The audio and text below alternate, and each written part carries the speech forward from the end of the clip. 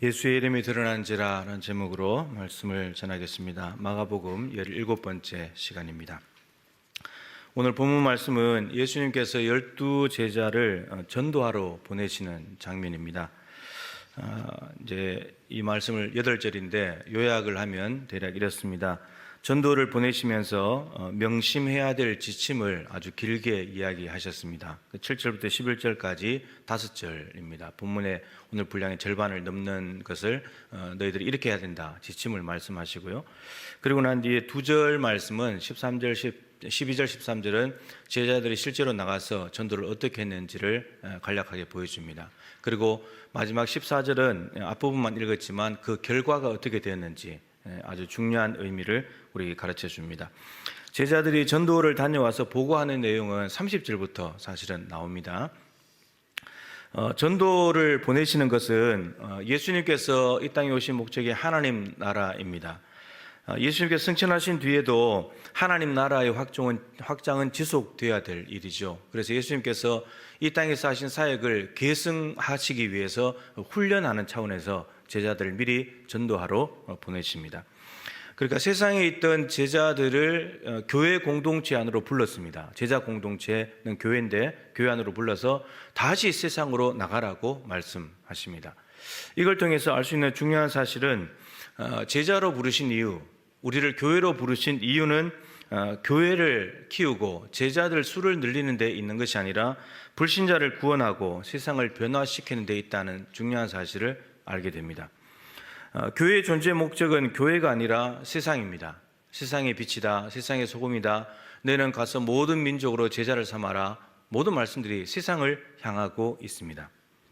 늘 말씀드리지만 교회가 교회를 위해서 존재하는 순간 교회는 존재 목적을 상실하게 됩니다. 병이 들게 됩니다. 아무런 영향력도 없어지게 됩니다. 그리고 세상으로부터 욕과 비난을 받게 됩니다. 세상을 구원하시려고 세상으로 다시 보내시는 예수님의 마음을 교회가 마음에 담을 수 있다면, 그 주님의 마음을 담을 수만 있다면 존재 목적에 맞는 건강한 교회가 될 수 있는 거죠. 예수님은 직접 선택하신 제자들에게 자신이 하던 일을 맡기셨습니다. 이제 너희들이 해라. 따라서 예수님이 맡기신 일은 더 이상 제자들의 일이 아니고 예수님의 일이 되었습니다. 우선 12제자를 파송하실 때 한 명씩 따로 보낸 것이 아니라 2명씩 짝을 지어서 파송을 하셨습니다. 그러니까 6개 팀이 만들어진 거죠. 2명씩 파송하는 데는 2가지 이유가 있습니다. 첫 번째는 도움입니다. 도움. 전도서 4장 9절부터 12절에 보면 2사람이 한 사람보다 낫다. 근데 왜 나은가? 한 사람이 넘어지면 옆에 있는 사람이 이렇게 세워줄 수 있으니까. 한 사람이 춥고 외로우면 옆에 사람이 같이 있어주면 따뜻해지니까.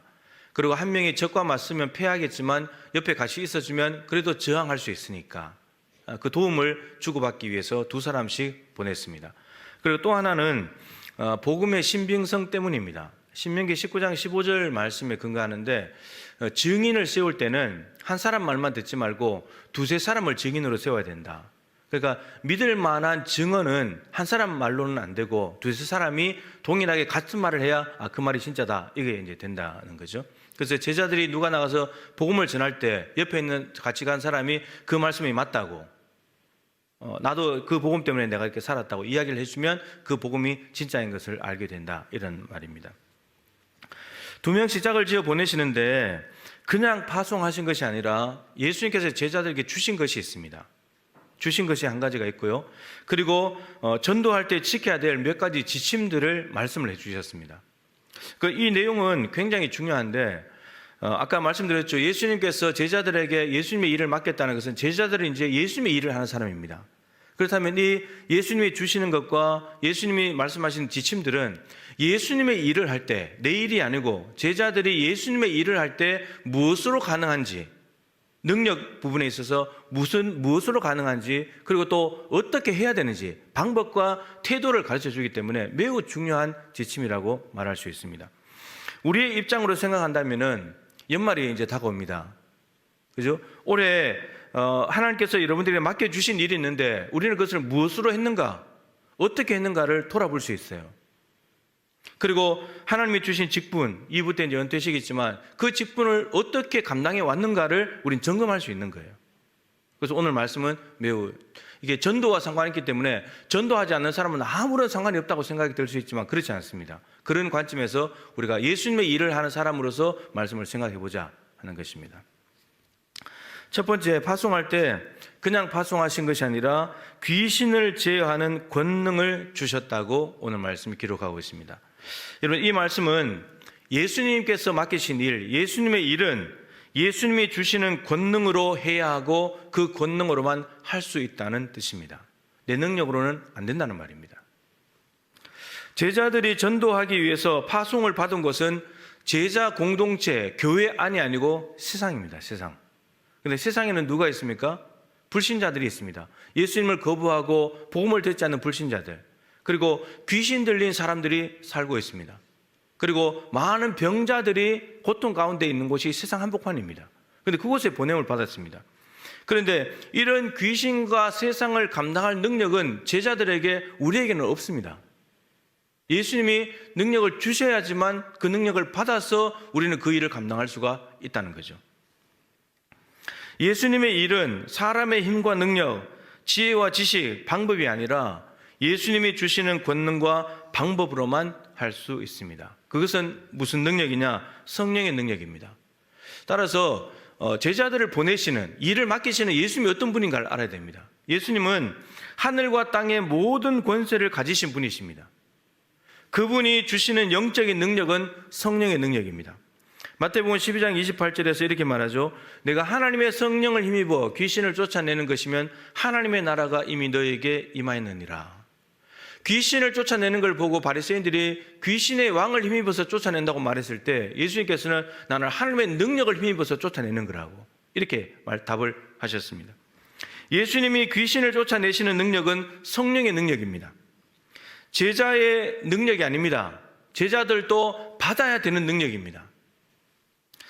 예수님께서는 자기의 일을 동등하게 그리고 지속적으로 감당할 제자들에게도 성령의 능력을 부으셔서 너희들 가서 귀신 제압해 이렇게 보내셨다라고 하는 겁니다. 바울의 고백을 주목해 보십시오. 고린도전서 2장 4절 5절 말씀인데 바울이 이제 전도하는 거니까 교회 밖에서 전도할 때 바울이 하는 고백입니다. 내 말과 내 전도함이 설득력 있는 지혜의 말로 하지 아니하고 다만 성령의 나타나심과 능력으로 하여 너희 믿음이 사람의 지혜에 있지 아니하고 다만 하나님의 능력에 있게 하려 하였노라. 베드로의 권면도 주목할 필요가 있는데 베드로전서 4장 11절입니다. 이것은 교회 안에서 하는 봉사, 바울의 고백은 교회 밖에서 전도할 때, 그리고 베드로는 교회 안에서 봉사할 때에 하는 말입니다. 베드로전서 4장 11절에 누가 말하려면 하나님의 말씀을 하는 것 같이 하고 누가 봉사하려면 하나님이 공급하시는 힘으로 하는 것 같이 하라, 이런 말씀이 있습니다. 그러니까 교회 안에는 봉사자들이 있는데 두 부류가 있습니다. 말씀 봉사자, 누가 말하려면 말씀 봉사자, 누가 봉사하려면 일반 봉사자가 있습니다. 말씀 봉사자는 목회자를 말하는 거죠. 근데 목회자들은 말씀 봉사를 할 때 어떻게 되냐면 하나님의 말씀을 하는 것 같이 해라. 너희들의 말, 너희들의 사람의 지혜, 설교자의 지식으로 하지 말고 하나님께서 말씀하시는 것처럼 해야 된다, 이런 말입니다. 일반 봉사자들은 여러분들이죠. 교인들을 말합니다. 근데 여러분들이 봉사할 때는 하나님이 공급하시는 힘으로 하는 것 같이 해라. 내 힘과 내 건강과 내 체력으로 하는 것이 아니라 하나님이 주시는 힘으로 하고 있다는 것을 깨달아야 된다, 이런 말입니다. 그러니까 교회 밖에서 전도를 하든 교회 안에서 말씀과 일반적인 봉사를 하든 무엇을 하든지 간에 우리의 힘과 능력이 아니고 하나님의 힘과 능력으로 된다는 말입니다.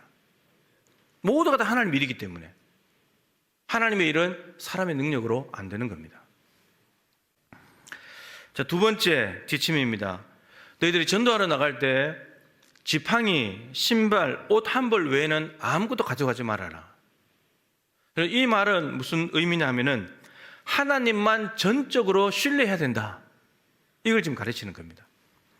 소유와 재산, 물질적이고 정신적인 장비를 많이 갖추게 되면은 하나님을 신뢰하지 않게 됩니다. 하나님을 신뢰하는데 방해가 된다는 말입니다. 우리의 착각과 잘못된 생각 중에 하나가 뭐냐면은 물질적인 소유, 정신적인 장비가 능력이라고 생각해요, 자꾸. 많이 뭔가를 가지고 있으면 능력인 줄 알아요. 그러다 보니까 그것을 자꾸 의지하게 되고 더 욕심 부리게 되고 그게 많으면 든든한 거예요.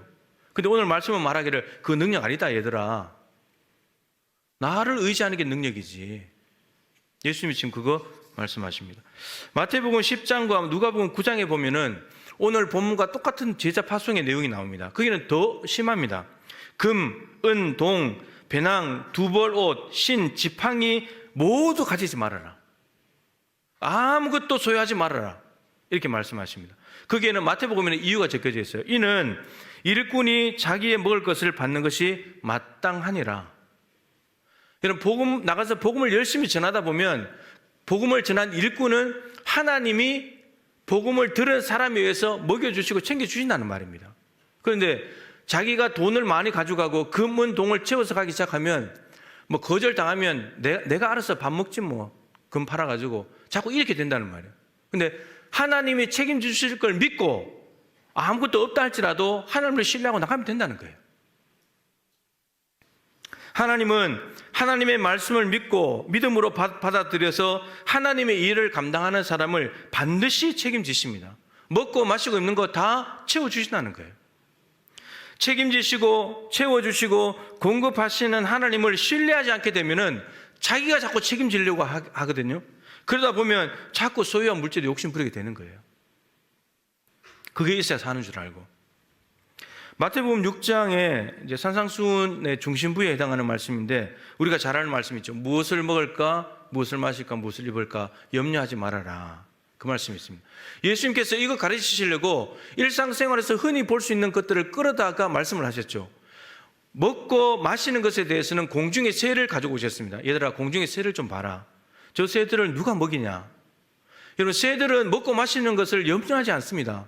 새가 아침에 눈을 떠가지고 오늘 내가 뭘 먹을까 염려하지 않습니다. 왜 염려하지 않습니까? 하나님이 다 먹여주시니까. 무엇을 입을까? 입는 것에 대해서는 들의 백합화를 끌고 오셨습니다. 들의 백합화를 좀 생각해봐라. 누가 기르냐? 길싸움도 아니하고 쓰고도 안 하는데 누가 기르냐? 여러분, 들의 백합화는 내가 오늘 무슨 색깔의 옷을 입을까 염려하지 않습니다. 왜요? 하나님이 다 입혀주시니까. 그런데 새와 백합화보다 너희는 얼마나 더 귀하냐? 덜 귀한 얘들도 돌보는데 더 귀한 너희들은 내가 안 돌보겠냐? 염려하지 마. 내가 책임질 거야. 이렇게 말씀을 하시는 겁니다. 그런데 여러분, 이 문맥이 단순히 먹고 마시고 입는 문맥이 아니에요. 이 문맥 앞으로 가면은 마태복음 6장 24절이 있습니다. 여기는 하나님과 재물을 겸하여 섬길 수 없다. 주인은 한 명이지 둘이 될 수 없다는 겁니다. 근데 하나님이 주인이 되면은 먹고 마시고 입는 것을 염려할 필요가 없다는 겁니다. 왜냐하면 하나님이 우리의 필요를 다 알고 채워주실 거니까. 하나님이 책임지시니까. 하나님이 주인이 책임져야 되잖아요. 그리고 사장이 직원을 책임져야 되는 거잖아요. 근데 우리는 어느새 사장이 돼서 내가 내 걸 자꾸 책임지려고 하니까. 물질이 주인이 되면은 먹고 마시고 입는 걸 자꾸 염려하게 돼요. 왜냐하면 내가 해결해야 되거든요. 그러니까 자꾸 돈에 집착하는 거예요. 돈 욕심 부리는 거예요. 그러다가 돈의 노예가 돼버리는 거예요. 근데 이 문맥이 뒤로 가면요, 마태복음 6장 33절과 연결이 돼요. 너희는 먼저 그의 나라와 그의 의를 구하라. 그 다음에 이 모든 것, 먹고 마시고 입는 것을 너에게 더하시리라. 그러니까 주인이신 하나님을 주인으로 삼아서 그분의 일을 먼저 하게 되면은 먹고 마시고 입는 것은 더하여 주신다는 겁니다. 여러분, 먹고 마시고 입는 것은 단순히 1차적인 인간의 욕구 차원이 아닙니다. 하나님이 주인이냐 아니냐 이 문제예요. 여러분, 이 말씀 안에 30절에 이렇게 돼서 믿음이 작은 자들아. 염려하는 사람들은 믿음이 작은 자들이에요. 염려는 믿음의 문제예요. 단순히 먹고 마시고 입는 것이 부족한 문제가 아니라 믿음의 문제예요. 하나님을 주인으로 믿지 않고 인정하지 않기 때문에 그 염려들이 찾아온다는 거예요. 하나님의 일을 맡은 사람은 주어진 일에 충성을 다할 때 나머지는 하나님이 채우시고 공급하신다는 믿음을 가져야 합니다. 세 번째, 전도하러 갔을 때 누구의 집에 이렇게 들어가게 될 텐데 들어가게 되면 그곳에 머물러야 됩니다. 이 말은 무슨 말이냐면 누구에게 전도할지 고르거나 가리지 않아야 된다는 말입니다. 제자들의 사명은 그렇게 된다면 온 백성에게 복음을 전하는 거죠. 땅의 모든 민족에게 예수님이 가지고 오신 하나님 나라를 전파하는 것이 사명입니다. 그런데 제자들이 온 백성이라는 범위를 축소시킨다든지 땅의 모든 민족이라는 대상을 마음대로 쟤들은 안 돼. 이방인들 빼야 돼. 우리를 박해하는 사람들은 제껴놔야 돼. 쟤들 구원 못 받아. 이렇게 할 수 없다는 겁니다. 고르지 않아야 된다는 거예요. 자, 그런데 예외가 있습니다. 네 번째인데, 어느 집에 들어갔는데 이 제자들을 영접하지도 않고 복음을 듣지도 않는다면은 발에 먼지를 떨어버리라고 말합니다. 예수님이 보낸 심부름꾼들을 영접하지 않는 경우가 있다는 말입니다. 여러분, 심부름꾼을 영접하지 않는다는 말은 심부름을 보낸 예수님을 거절하는 것과 똑같은 것입니다. 그리고 심부름꾼들이 가지고 온 예수님의 소식, 큰 기쁨의 좋은 소식, 하나님 나라가 왔다는 것을 듣지 않는 사람은 마음을 완악하게 하는 사람입니다. 발에 먼지를 떨어버린다는 것은 두 가지 의미인데 분리입니다. 제자들이 복음을 전했는데 복음을 받아들이지 않는다는 말은 너희들하고 우리하고는 달라. 이 분리시키는 겁니다. 너희들하고 우리는 똑같지 않다고, 너희들하고 우리는 다르다. 그리고 또 하나는 심판의 의미예요. 예수님을 거절하고 복음을 거부한다는 것은 심판을 받는다는 말이거든요. 너희들이 복음을 거부한 것에 대한 심판은 너희들이 책임져야 돼. 우리가 전하지 않았다면 우리가 책임져야 되지만 전했는데도 받아들이지 않는다면 심판은 너희들의 몫이야. 이 의미입니다. 발에 먼지를 떨어버린다는 것은 나하고 우리하고는 상관없어. 이렇게 된다는 거예요.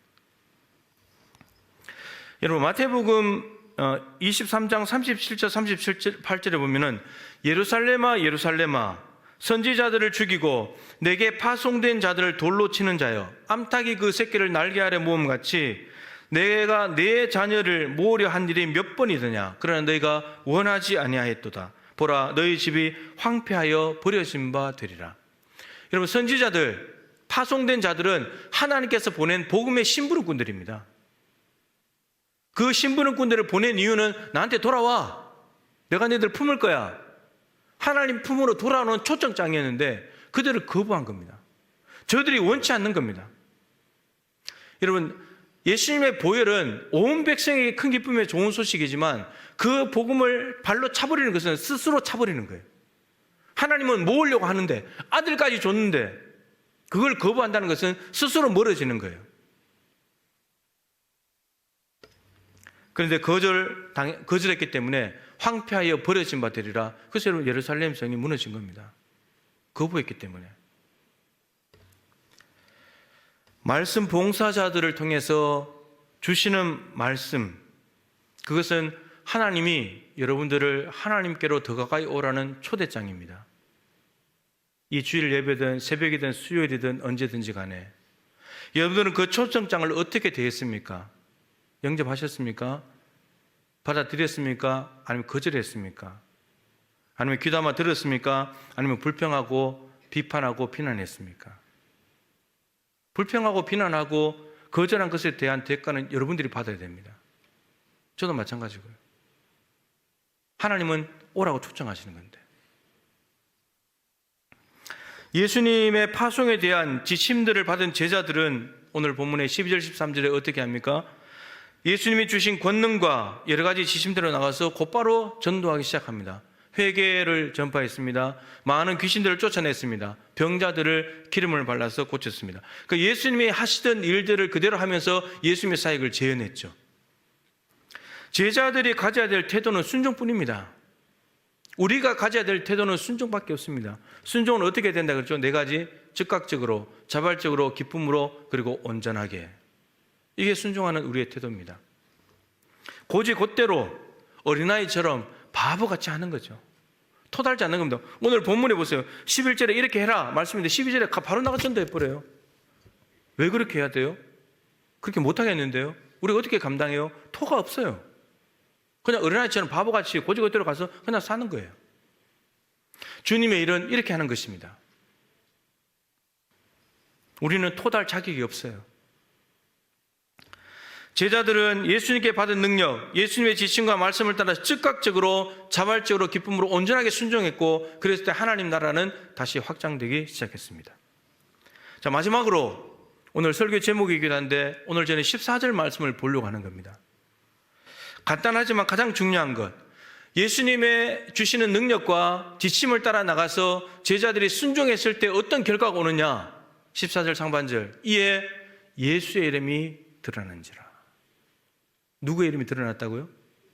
예수의 이름이 드러난다. 여러분, 제자들이 나가서 귀신을 쫓아내고 제자들이 병자들을 고쳤는데 왜 제자들의 이름이 드러나지 않고 예수의 이름이 드러나냐는 말이에요.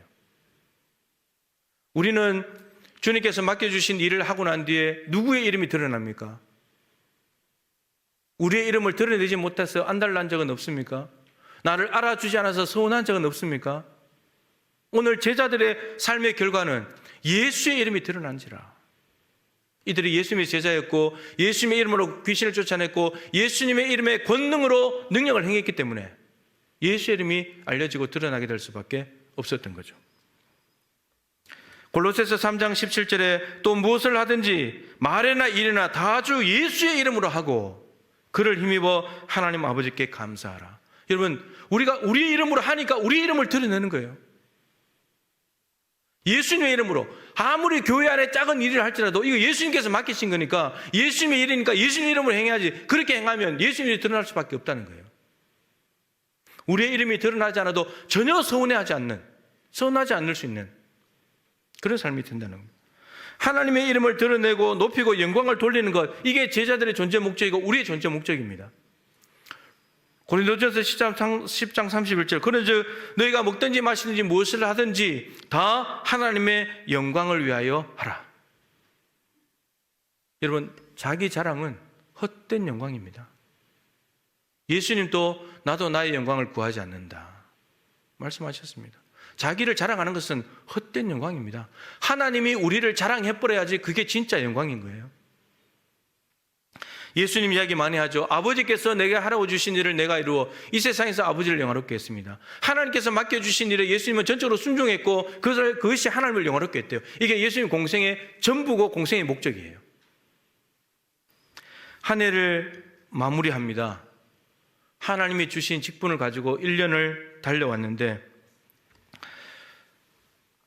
예수님의 이름이 드러났습니까? 정말 우리는 순종했을까요? 여러분, 하나님의 이름이 드러나려면 순종할 때뿐입니다. 불순종했는데 하나님의 이름이 드러날 리가 없잖아요. 남아있는 생에 예수님의 일을 감당할 때 성령의 능력으로 그리고 우리의 아름다운 순종이 합하여져서 하나님의 이름만 드러나고 높아지고 영광 올리게 되는 우리 복된 성도들 되실 수 있기를 축복합니다.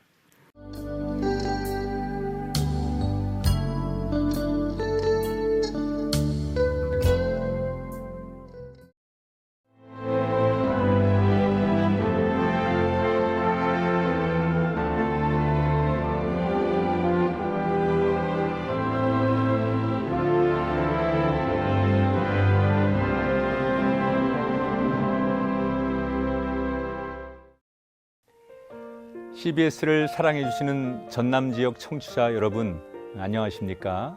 CBS 재단 이사장 꿈의 교회 김학중 목사입니다. 여러분의 사랑과 관심 덕분에 전남 CBS가 순천시 장천동에 새로운 사옥을 마련하게 됐습니다. 이 방송국 사옥이라는 것은 단순히 건물을 짓는 의미에 지나지 않습니다. 전남 지역 복음 전파와 특별히 다음 세대를 위한 미래 비전을 세우는 일입니다. 코로나19로 모든 활동이 중단되고 또 관계가 단절되는 상황이지만 우리 CBS 방송만큼은 우리의 발길이 닿지 않는 곳까지 구석구석 하나님의 말씀을 전하는 위대한 힘을 지니고 있습니다. 이 방송이 믿음의 반석 위에 굳건히 세워질 수 있도록 여러분들께서 벽돌 한 장 한 장씩 쌓아가는 마음으로 전남 CBS를 위해 후원해 주시고 기도해 주시기를 간곡히 부탁드립니다. 여러분의 이 작은 행함이 CBS를 통해서 교회 공동체를 회복하고 누군가의 믿음을 소생시켜 줄 굳게 믿습니다. 여러분 한 분 한 분을 축복합니다.